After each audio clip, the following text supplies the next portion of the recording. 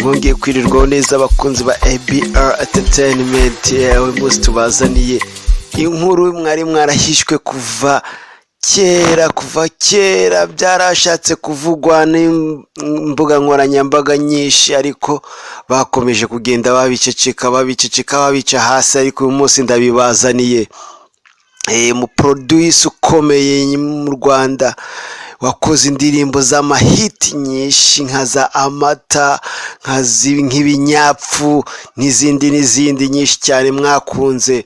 Uwo nguwo rero akaba ari producer element ubise ele. Ubu ngubu utakibarizwa muri country record, aho country record yaje guhasezera yerekeje muri 155 AM.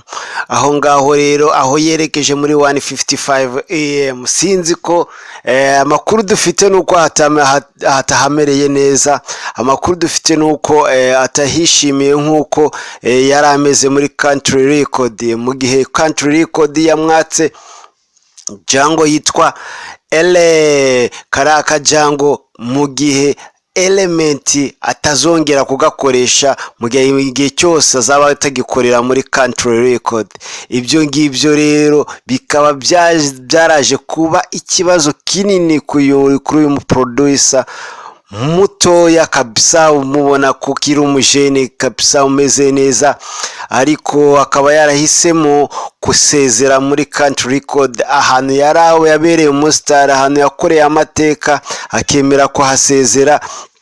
Ubu ngubu akaba yibereye muri 155 AM. uyu mu producer rero yahisemo kujya muri 155 AM, ariko ukabona ko 155 AM nta studio ifite. Kugeza ubu ngubu tubafitiye amakuru atariho ivumbi, aho element atari gukorera muri studio mu nzu, ubu ngubu asigaye akorera hanze ku rubaraza y'inzu.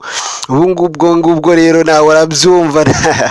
aya ngaya ntabwo byumvikana. ibi ngibi ko wava muri country record ahantu hari afite inzu nini cyane abamo yirirwamo, ubu ngubu akaba ari gukorera kwibaraza kabisa. Ibi ngibi ntago byumvikana kweri. ibi ngibi mwari mwarabihishwe mukumva indirimbo zisohotse, ariko mutamenya ngo element akorera hagana hehe.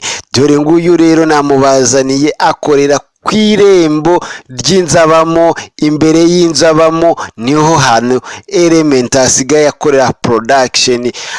Bikavugwa ko aba muri 155 AM, ariko 155 AM ikaba itagira studio. ubwo rero urumva ko indirimbo za Bruce Melody zose zikorerwa imbere y'urubaraza. Murabyumva, indirimbo zabo zose zikorerwa imbere y'urubaraza rw'inzu element abamo.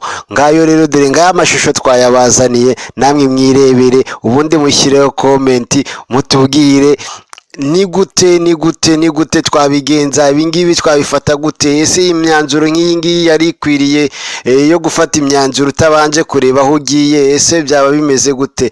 nuko murakoze cyane.